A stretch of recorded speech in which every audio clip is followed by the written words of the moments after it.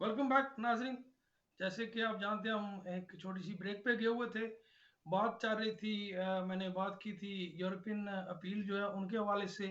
और मैं बात कर रहा था असाइलम के जो केसेस जिनमें जो डिले हो रही थी उसके हवाले से बात कर रहा था। और फिर मैंने जो है ब्रेक जाने से पहले स्टूडेंट के हवाले से बात कर रहा था कि हर प्रोग्राम में मैं तकरीबन इस बात को जो है वाज़िया तौर पे जो है एलैबोरेट करता हूँ कि इस वक्त जो स्टूडेंट की सिचुएशन है इंग्लैंड में, स्पेशली अगर बाहर से कोई स्टूडेंट आना चाहते हैं तो जो इमिग्रेशन के रूल्स और रेगुलेशन है वो बहुत सारे जो है वो चेंजेस आई हैं उनमें। और ये आज से 10 साल पहले जो स्टूडेंट की जो सिचुएशन थी बहुत अच्छी थी, उसी तकरीबन अब जो है उससे भी बेहतर हो चुकी है। तो उसके हवाले से मैं ये बताना चाहता हूँ कि अब जो स्टूडेंट है अगर यहाँ पे आते हैं तो उनको काम की भी इजाज़त होगी 20 घंटे की। उसके अलावा वो अपनी फैमिली भी साथ लेकर आ सकते हैं। और आइल्स का जो रिक्वायरमेंट है वो पहले ये होता था कि विदाउट द आइल्स जो है यानी कि इंग्लिश लैंग्वेज का जो टेस्ट होता था आइल्स वो अगर नहीं है आपके पास तो आप फिर जो है यहाँ पे आकर स्टडी नहीं कर सकते थे। अब इसमें भी जो है वो मुख्तलिफ यूनिवर्सिटी ने अपना जो है वो क्राइटेरिया बनाया हुआ है, यानी कि होम ऑफिस ने उनको इजाज़त दे दी है कि जहाँ तक इंग्लिश लैंग्वेज की स्टैंडर्ड का कंसर्न है कि स्टूडेंट को इंग्लिश लैंग्वेज की कितनी कमांड है, उसमें भी जो है उन्होंने जो है वो यूनिवर्सिटी को होम ऑफिस ने इजाज़त दे दी है कि आप इस बात को असेस कर सकते हैं। अगर आइल्स नहीं है तो वो फिर भी जो है आप जो है वो जो है आपका जो इंग्लिश लैंग्वेज का जो सब्जेक्ट आपने किया हुआ है अपने मुल्क से, उसमें जो मार्क्स आपने लिए हुए हैं वो जो है यूनिवर्सिटी देख सकती है। अगर मार्क्स आपके इंग्लिश में जो है वो बहुत अच्छे हैं और उस वो फिर ये क्या होगा कि यूनिवर्सिटी जो है आपको इंटरव्यू करेगी इंग्लिश में और साथ में जो है आपको एक इंग्लिश में टेस्ट देगी। अगर ये सब यूनिवर्सिटी का नहीं है, ये कुछ यूनिवर्सिटी का आप हर यूनिवर्सिटी का अपना एक तौर तरीका है। तो कुछ यूनिवर्सिटी जो है वो ऐसे करेंगे कि आपको इंग्लिश लैंग्वेज का जो है वो टेस्ट देंगी। आप टेस्ट अगर पास हो जाते हैं तो वो फिर रिकमेंड करेंगे कि आप अपना जो डिग्री कोर्स है वो शुरू कर सकते हैं। अगर आप वो समझते हैं कि आपका जो इंग्लिश स्टैंडर्ड है वो इतना नहीं है कि आप यहाँ आकर स्टडी करें तो आपको स्ट्रगल होगी, तो उसके कुछ यूनिवर्सिटी ने ये किया हुआ है कि 6 माह का जो है फाउंडेशन कोर्स जो है वो आपको ऑफर करेंगे इंग्लिश में। अपनी डिग्री शुरू करने से पहले आप 6 माह जो है इंग्लिश का कोर्स करें। उसकी फीस ऑब्वियसली अलग पड़ जाएगी आपको।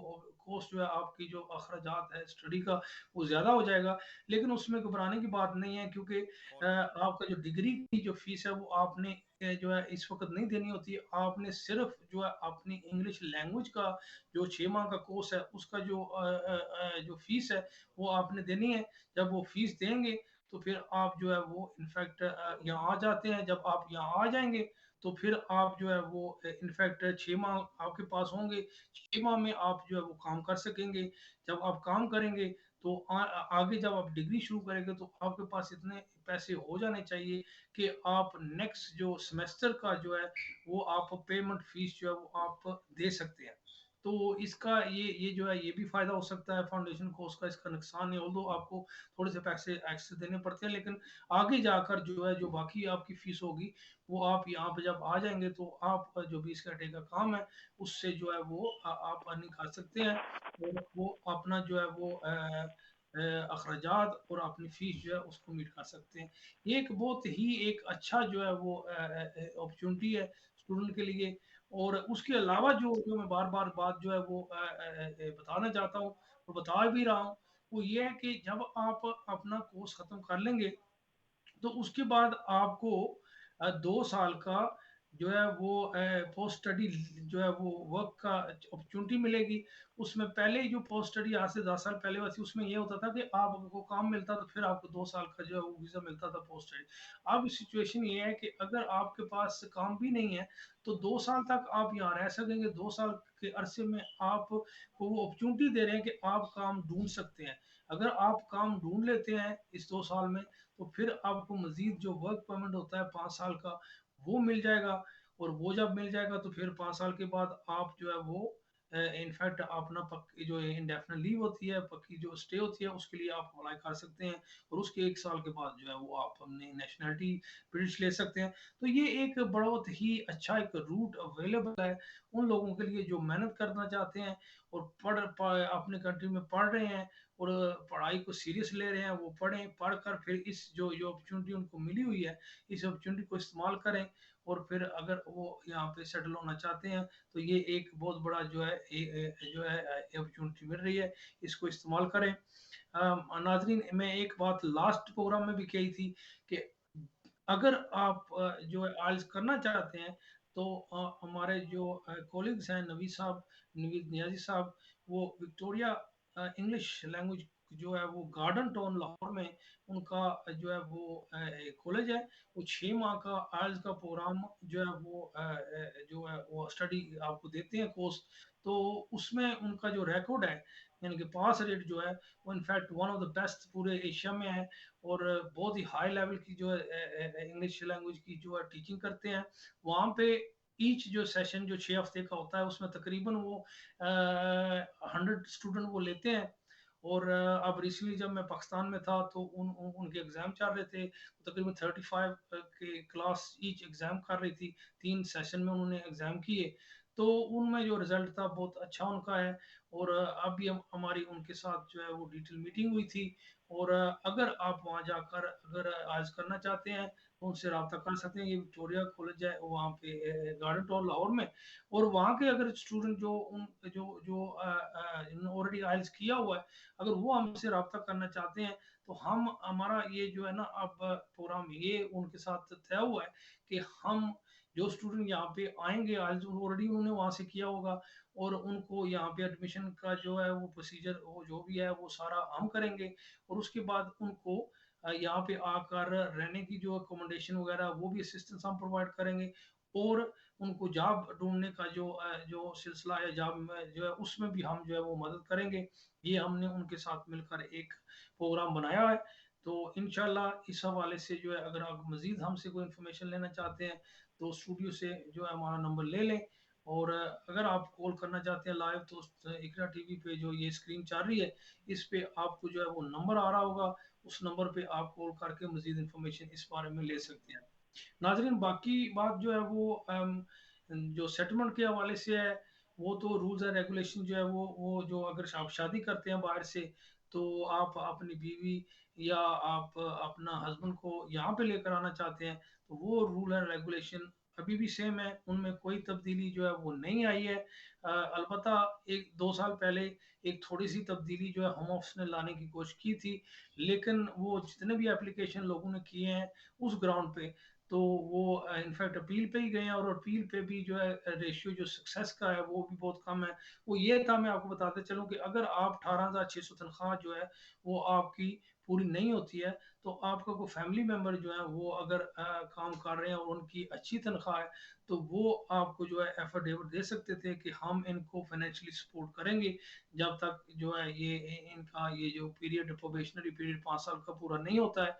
तो उसमें कुछ लोगों ने ऐसे एप्लीकेशन किए, लेकिन क्योंकि उसका क्राइटेरिया जो है वो पहले सबसे पहले ये था कि हार्डशिप जो है, अगर एप्लीकेशन 18,600 की नहीं कर 18,600 तनख्वाह उनकी पूरी नहीं होती और उसकी वजह से एप्लीकेशन वो नहीं कर सकते थे, तो उनको पहले जो क्राइटेरिया ये था कि उनको अगर हार्डशिप है, इस वजह से उनका जो सर्कमस्टेंसेस फैमिली सर्कमस्टेंसेस है उसमें उनको मजीद यानी कि हार्डशिप हो रही है, क्योंकि एक दूसरे को ज्वाइन नहीं कर रहे, तो पहले तो वो इस चीज़ को जो है वो देखते थे, मद्देनजर रखते थे।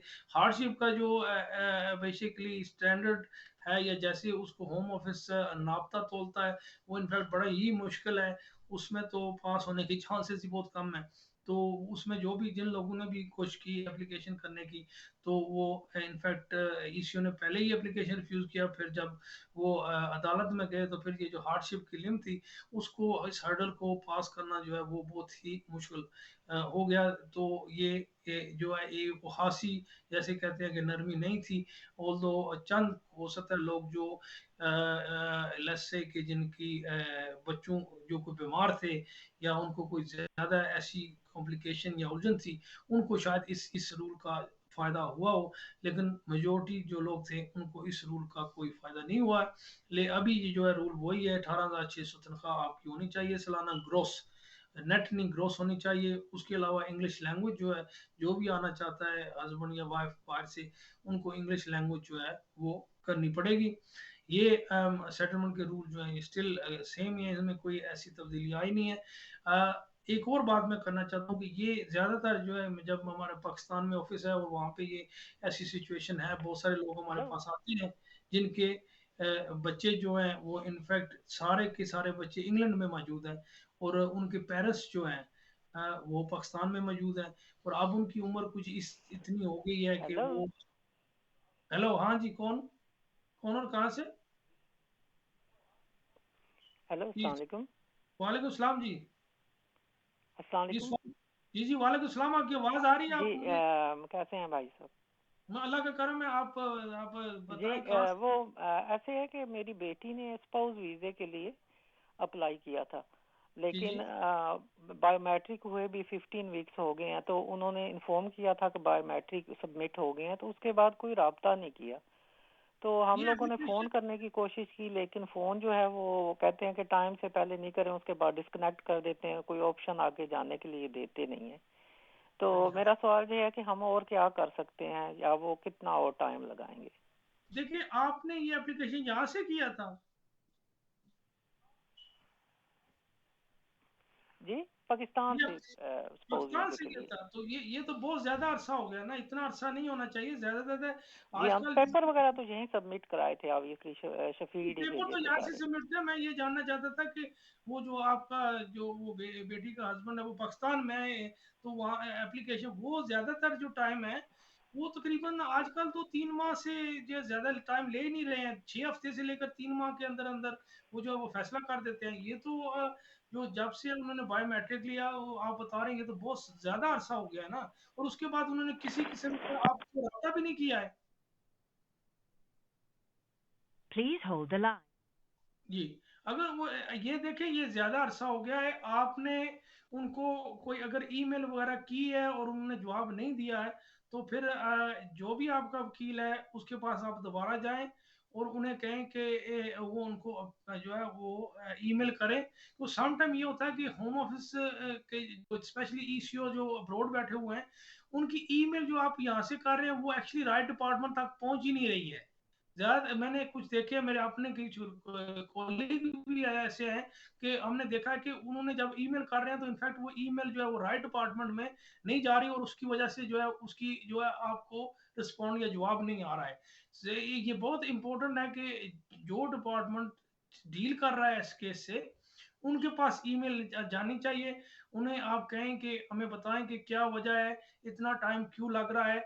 और फिर उसके बाद कुछ इंक्वायरियां ऐसी भी होती हैं जो आपने डॉक्यूमेंट साथ लगाए थे, क्या उन्होंने जो एम्प्लॉयर था उसको उन्होंने फ़ोन किया या नहीं किया है, या फिर उन्होंने टैक्स ऑफिस से कोई कोई मजीद जो है वो इन्फॉर्मेशन ली है, या फिर अगर जो आपके डॉक्यूमेंट अटेस्ट हुए थे जिस वकील से, क्या उन्होंने उस वकील को रब्ता किया है कि आपने ये डॉक्यूमेंट अटेस्ट किए हैं या नहीं किए हैं।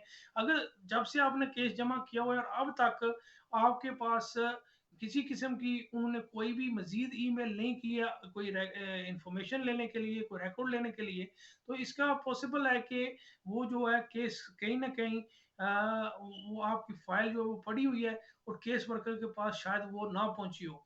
तो आपका बहुत इंपॉर्टेंट है कि आप अगर वकील नहीं था, आपने खुद एप्लीकेशन दिया हुआ है, तो आप कोशिश करें कि कोई वकील करें और वकील वो ऐसा करें जिसको मालूम हो कि कहाँ पे जो है वो जो है ईमेल करनी है, और फिर उस हवाले से जो है वो उनसे जो है वो जवाब लें। हमें अभी रिसेंटली हमारे पास सिचुएशन थी जहाँ पे अब ट्राइब्यूनल में फैसला हो चुका था।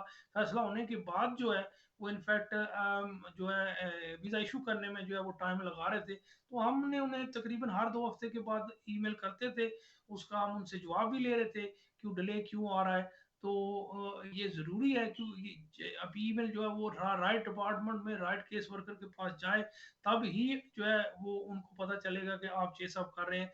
अगर ऐसा नहीं है तो फिर आपके लिए जो है वो ये मजीद जो ये डिले है, ये इतना डिले होना नहीं चाहिए क्योंकि ये वेरी अनयूजुअल है। मैं रिसेंटली जितने भी केसेस हमने किए हैं या जो हमारी ऑब्वियसली इंफॉर्मेशन के अंदर है, वो यही है कि ज़्यादा से 6 हफ्ते से लेकर 3 माह, और अगर वर्स्ट से वर्स्ट जो है वो 6 माह जो है वो लग जाए, लेकिन 6 माह अगर लगते हैं तो वो वहाँ पे डेफ़िनिटली उन्होंने मज़ीद इन्फॉर्मेशन माँगी है, ईमेल की है, वो या किसी डिफरेंट डिपार्टमेंट में उन्होंने राब्ता किया है और वहाँ से वो इंतज़ार कर रहे हैं वहाँ से इन्फॉर्मेशन का, तो वो इस वजह से जो है वो डिले होती रही है। अब नाज़रीन, हमारा जो प्रोग्राम है ये इंशाल्लाह एवरी सैटरडे को 6 से लेकर 7 बजे इकरा टीवी पे लाइव आता है। अब हमारा प्रोग्राम का टाइम जो है वो ख़त्म होने वाला है। याद रहे, हम इस प्रोग्राम को जारी और सारी रखेंगे। कोशिश करें कि आप जितना लाइव कॉल कर सकते हैं हमें, जो भी आपका मसला है तो कॉल करके हमसे इन्फॉर्मेशन लें, तो हम अपने जो है वो कोशिश करेंगे तसल्ली बख्श आपको जवाब दे सकें। नाज़रीन, अपना, अपने दोस्तों का, रिश्तेदारों का ख़ास ख़्याल रखें, खुश रहें, खुशियाँ बाँटें। अल्लाह निगहबान।